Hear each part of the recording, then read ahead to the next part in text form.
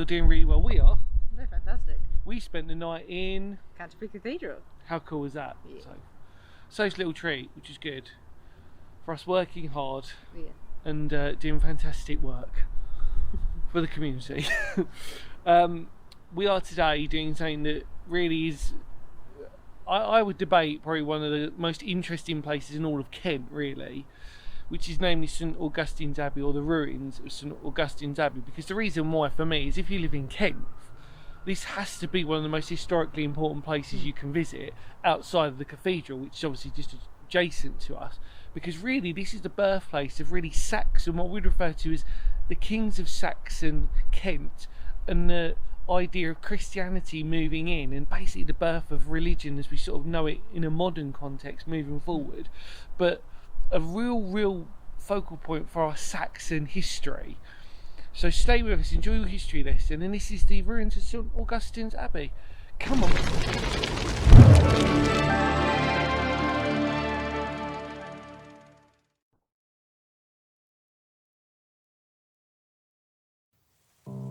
Situated in the heart of Canterbury lies one of the most important historical ruins that the county of Kent has, that of St Augustine's Abbey ruins, and as a result became one of medieval England's most important monasteries. The story starts when in 597 St Augustine landed on the shores of the Anglo-Saxon kingdom of Kent at Thanet. He was on a mission from Pope Gregory the Great to convert the pagan Anglo-Saxons to Christianity. Augustine was greeted by the Saxon king Ethelbert, who was the king of Kent, and even though he was pagan in his beliefs, his wife Bertha was Christian. So the king granted lands to build a church and monastery, with a grander view to it becoming a burial place for abbots, archbishops and the kings of Kent. So the abbey would be founded in 598, and so we now see the start of a truly incredible phase in England's medieval timeline. The church was completed and consecrated in 613. For 2 centuries after its founding, St Augustine was the only important religious house in the Kingdom of Kent. Its first notable change came from when Dunstan, the Archbishop of Canterbury from 959 to 988, influenced a reorganisation of the abbey to conform to Benedictine rule. Buildings were enlarged and the church rebuilt. This wouldn't be its only major change when, as time went on, after the Battle of 1066, William Duke of Normandy decided to reconstruct all of the Saxon buildings into a more typical Norman Benedictine monastery. Fast forward and time would be kind to this once treasured religious site. That was, however, until, like with most, when in the 16th century Henry VIII had the dissolution of the monasteries, and St Augustine's would become another victim, with large sections being dismantled and building materials being used elsewhere. From then on it was left to ruin. The site thankfully would over time become listed as a World Heritage Site, with English Heritage now taking ownership.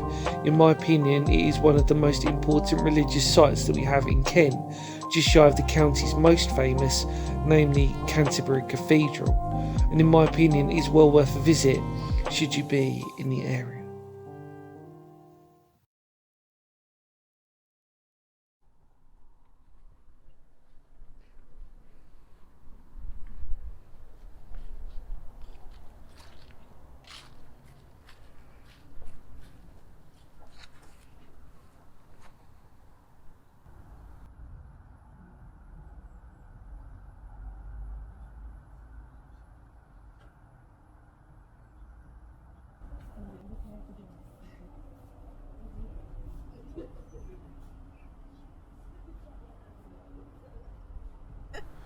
Well, everybody, hopefully you enjoyed the history lesson. Like I said, the importance of really what this place is.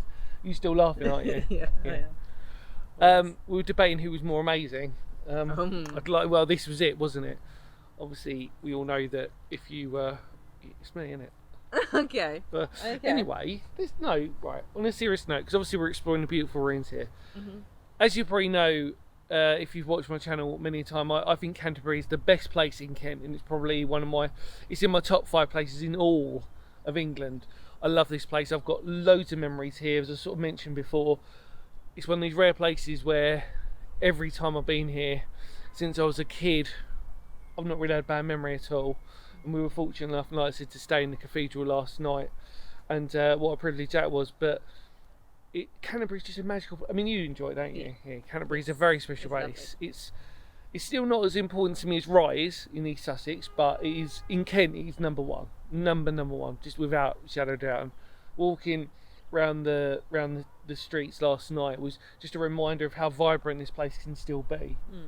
So anyway, more importantly, let's talk about why we're here. So we're at the Abbey, obviously. You saw in the history lesson.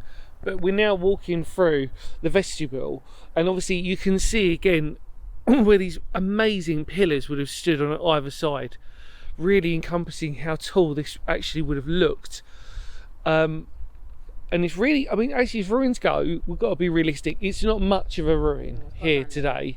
It's quite a Bayham Abbey type thing, but This Bayham has lots of bigger walls. yeah, Bayham does have slightly bigger walls. I agree. But what is left is just as important anyway. And as you can sort of see in the distance, everybody, the gate that is just over there as well, Finger of Doom. I mean, yeah, like I said, Canterbury's just a magical place. But I will say one thing, which I've already mentioned to Sophie already, which is the price today.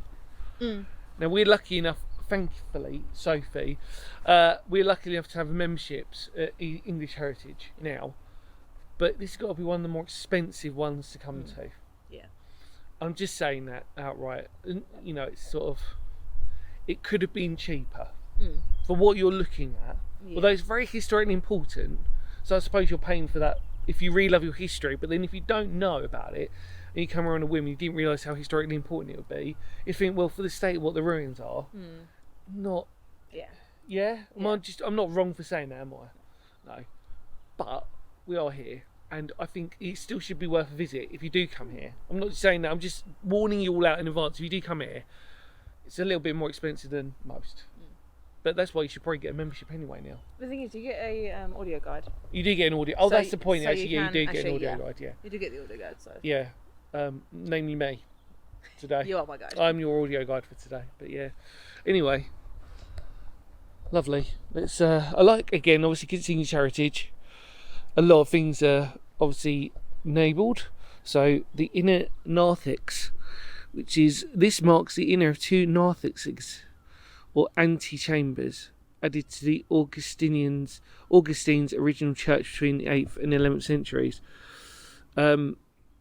Yeah, because we know obviously this is obviously Saxon in date. We know obviously Augustine came over, whole Christianity side of things, and obviously moves over to the Benedictine order.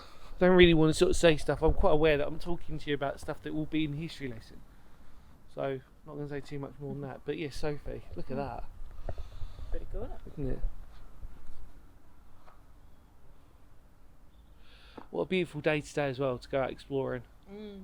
Lovely. Spring has sprung. Oh, it's lovely. Spring has sprung. Yep. We're not going to show too much of our faces because you need to come here and explore it for yourself. So we're going to explore more of the room whilst we chat about how amazing this place is and how Canterbury is. So if you want that in the background, carry on watching. Come on.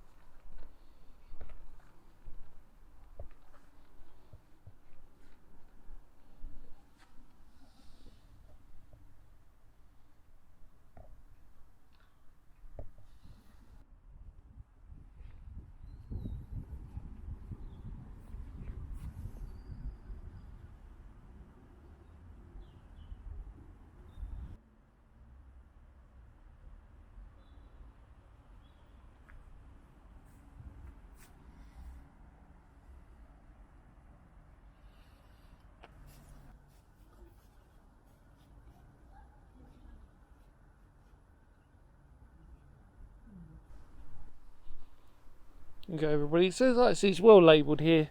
This says on this one, the Chapel of St Anne. It says the Chantry Chapel was added to the church in 1362. A gift to Juliana of Leybourne, de Leybourne, Countess of Huntingdon. Like many wealthy people, she gave money to the abbey so that prayers would be said in her memory. And like we said before, sadly, mostly just foundations. But what does survive is a true testament, and like I said, I keep reminding people, like, in terms of history of Kent, this is so important. Let's keep going. Okay, everybody, so as we were sort of talking about, this is the graves of Anglo-Saxon kings. I'm not going to do every single one here, because like I said, the idea is that hopefully the history information that it provides is just enough to say that if you don't ever decide to come here, that it gives you a great idea. But for the people who do want to visit, I thoroughly recommend you do it. But it really does mark out the true importance of the history of Kent, really. And it says these modern tombs mark the graves of 3 Anglo-Saxon kings: King Edbald 640, sorry about it, Hovel here 685, and Whitred 725, and Mulus 686. He was the king of Wessex who invaded Kent.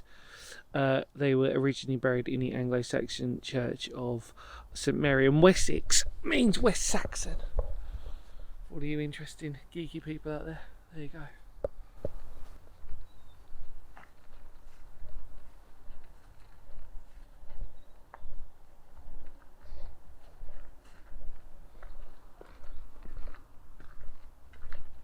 Oh, the beautiful crypt. Quite similar to many that we've sort of explored over the years. It sort of reminds me a little bit of sort of these ruins are just so unique in their own right, really, when you look at them. But as crypts go, as the crypt's ruins go, it's beautiful, this. It's just because we've got lucky, really, on a perfect day like today. And then opposite us, everyone, opposite us is Wulfric's Rotunda, which is built as an unusual tower here to link 2 Anglo-Saxon churches together, and you're looking at the crypt again.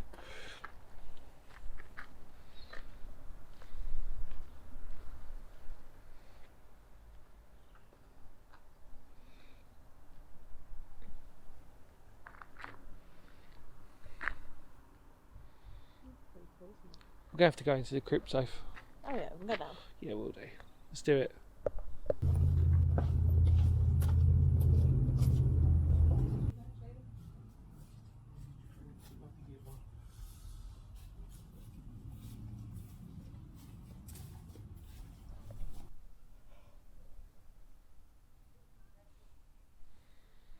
Chapel of St Thomas the Apostle. That beautiful sunshine.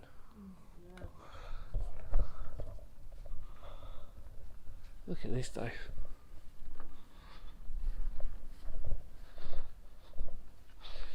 The Chapel of the Blessed Virgin Mary. You can see how that's been reconstructed a little bit, but it's still very, very interesting. Look at that. The slab.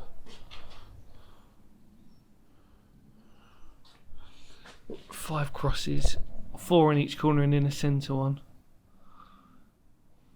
Can you imagine, say, on a coming down here when it would have been the atmosphere in here as a crypt proper? Must have been very impressive. Yeah. Obviously these reflecting the sort of like light from the upper levels, but basically being in almost complete darkness. And then, as Sophie rightly pointed out, if you see the cathedral, Finger of Doom, just over there in the distance, overshadowing, remarkable. Obviously we know, obviously with the dissolution, the monasteries obviously during the history lesson where things started to, obviously as like with many, and many we've explored really, it's quite a sort of generic thing that we always say on these types of places. It's like, you know, start for 10, how did most chapels and abbeys sort of, or monasteries sort of get to be in a ruinous state? Answer: Henry VIII dissolution of the monasteries, except for the exception of Sophie. No. Oh, another St Bennet. Well St. done. Bennet. The one that was in the middle of nowhere. Which we have been fortunate enough to record in Norfolk. Was it Norfolk? It was Norfolk, yeah, Norfolk Broad. Yeah. See? I don't remember. She does know, doesn't she? Well done. Oh. For that you get a kiss. Mm-hmm. No, not now.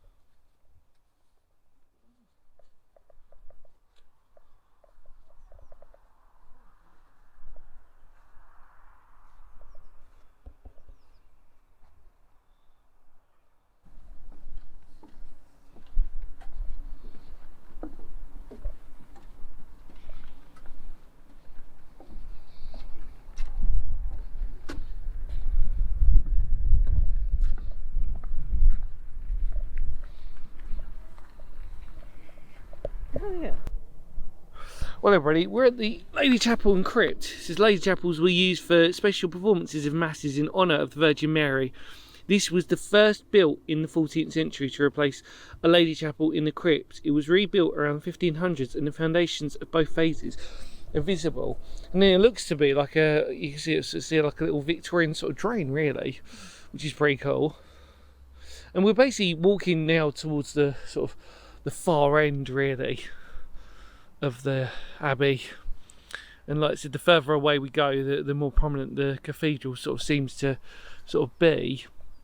And then really the idea is what you normally do is you start from over there, which is the sort of visitor centre, and then you walk your way around, and it is very, very cool. Like I said, on a beautiful day like today, it's perfect for exploring. So let's keep doing it. And now everybody, we are at St Pancras Church. So these are the only standing remains from the Anglo-Saxon monastery. This church was originally built in the 7th century using Roman material red brick, which again we've always seen repurposed the material that was here. It stood separate from the other Anglo-Saxon structures, so it survived the Norman rebuilding. And look at that. We're going to go closer to it because I think you need to really see the Roman red bricks. These beautiful tiles that again we've seen so many times on many a ruined structure, where basically what they've done is they've taken them from pre-existing Roman structures. So normally it would be like a Roman villa, although obviously we are in Canterbury, which would have been very central sort of hub even back in during Roman times, as we know. And you can just see that obviously when the Saxons came and they start rebuilding, so like I said, I mean most of it originally would have started off as wooden structure really, and then they start rebuilding it slowly over time, and then once the Normans sort of come through, really that's when you see the most sort of prominent phase of it. And then obviously, to put Sophie in wonderful context, you start to see the sort of layout of the church itself. Really it's a chapel in essence, although we say it's a chapel, but it does look like it would have continued a little bit further. But yeah, remarkable really. Like I said, me and Sophie were talking about how cool is it to have a little mini football pitch right next to the Abbey. But yeah, Sophie, thoughts and impressions please. It's untouched. Yeah, it is really cool. I think he's untouched. It's beautiful. What do you think about the whole thing though so far? We're almost come to the end, by the way, everybody. But I mean, so it really does show like the difference in when Henry V decided I'll get rid of one. Yeah. The scale is actually quite large here. I mean, and actually, when we sort of like moaned about the idea about finance, and we sort of said, oh well, it's a little expensive. Actually, you do get your money's worth in terms of scale here. Like I said, you know, obviously the history, etc., that entails. But I think really, and in front of us, we walked past was the monks' cemetery. Again, there's a wall, and it obviously denominates the sort of like the notes on it and tells you more about that. But really, it is what it is on that one. We're going to now head pretty much to the final phase of the monastery, Abbey. Monastery, yeah. And yeah, come with us. Let's do it.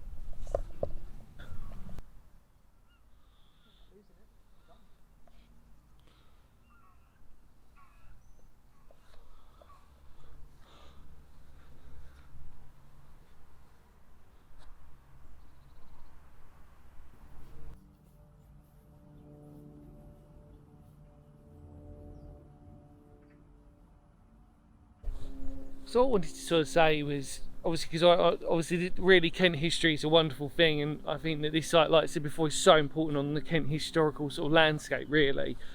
And I think what we've got to really understand on this, obviously the main importance of this is really the Saxon side of things, obviously the conversion over to Christianity predominantly, but obviously the fact that really what this represents is really the pivotal, or a part of a pivotal change in religion really, and the fact that the old ways, as we know anyway, during the sort of like ancient Britain sort of sites, and obviously the Romans moving out our sort of pagan ancestors, basically when the Anglo-Saxons come over, and then obviously the fact that the waves of Viking raids as well, it really is a pivotal point in when religion starts to sort of be more openly sort of like discussed, and openly sort of more to sort of new ways of thinking and new ways of like how we sort of deify really in a strange way. So you start to see sort of like interesting things, like you start to see these, obviously the change in currencies and coins, where you start seeing obviously like for example, like obviously we have emperors and stuff like that, but also we sort of see things about Christianity. We start to see like offerings. We start to see even more things that really start to cement the sort of religious connotations of what this is all about. For example, I mean, you know, when you start seeing these sort of like little sort of golden tokens, these gifts that obviously keep reminding us of how the change and the importance for them. I mean, obviously you've got to imagine as well, for kings in Saxon times, it was very important that they tried to remain status and be very careful as to who they married into, who they sort of like, what religions that they wanted to worship in fear of anything sort of like any form of suppression or anything like that, really, any form of, you know, different ideologies, which we could argue probably still go on today, but really back then was really a strange thing to sort of cement. But let's explore the final bit and we'll go from there.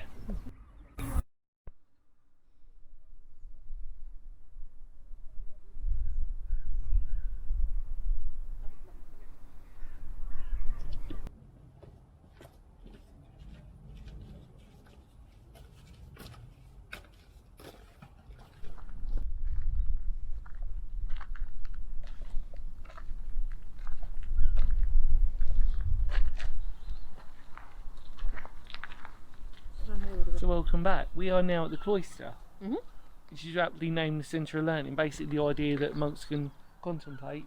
And your beautiful word? This is where the scriptorium was. Which was? Where they sat and read and contemplated and had their own peaceful time. did their learning. Yes. Beautiful, really. I mean, again, it's not the first time we've ever seen these. But it's just, again, a wonderful sort of expression of just sort of like the fact that this still remains, the layout of this. You know what, history is amazing in itself. Doesn't matter how many of these we do, well, it's always good that we get the opportunity to actually do them in the first place and show other people these wonderful places. And it started to get very busy.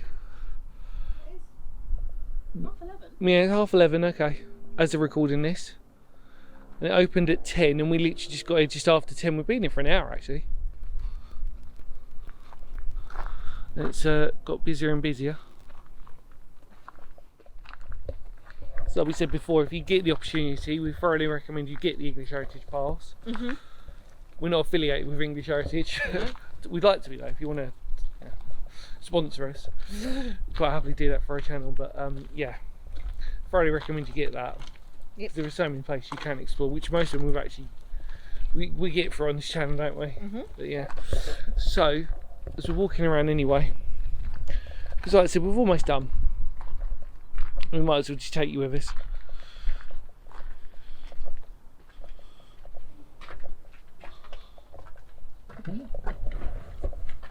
It's interesting.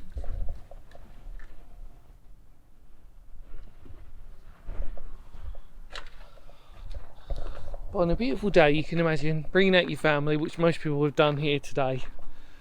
And even though it's a little bit expensive on this one, you can have a really nice time learning, understanding, and there you go, the lavatorium. The octagonal building held a basin and fountain where the monks washed their hands before going into the refectory opposite to eat their meals. It was built around the 1270 under Abbot Roger of Chichester, who paid for it himself. What a lovely fellow.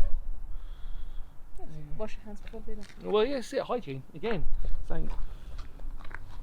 It was starting to be adopted in. Obviously, we know the Romans had sort of like done all those types of things as well. But really, again, these are like really interesting things you pick up if you really want to pay attention to it. Sort of start seeing the things like hygiene, washing hands, places where you can go to the toilet, actual genuine places, you know, specific places you can go. It's wonderful, really.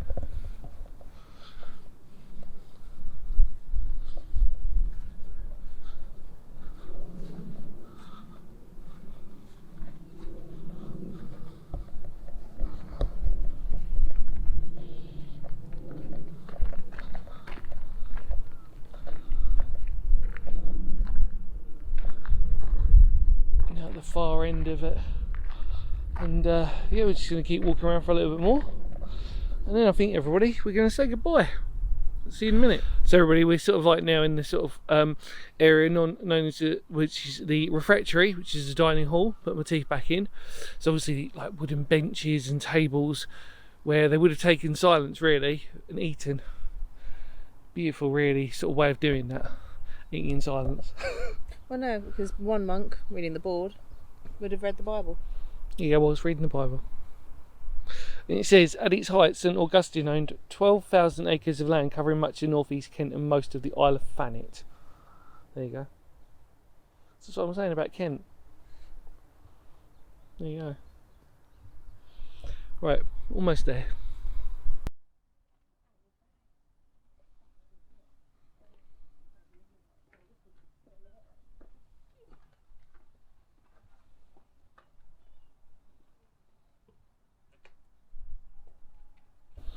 But everybody, our final thing, which is probably the best thing to sort of cover, which I wasn't actually sure what it was actually to begin with, but it does say these brick foundations in front of you, the only visible remains of Augustine's first church. There we go.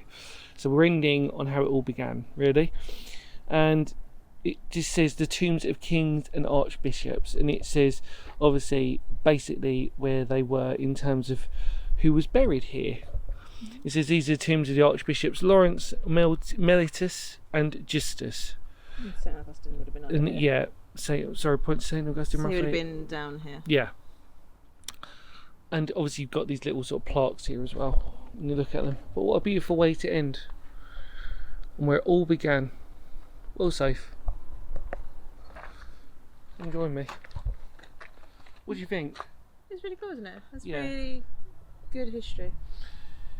I totally agree, because I think it's so important. And I it think is. that it's beautiful as well, because like we said before, like this isn't my start for 10 in terms of structure and how layouts. I'm always good when I visit these, that I'm always humble enough that it's worth learning and understanding a little bit more.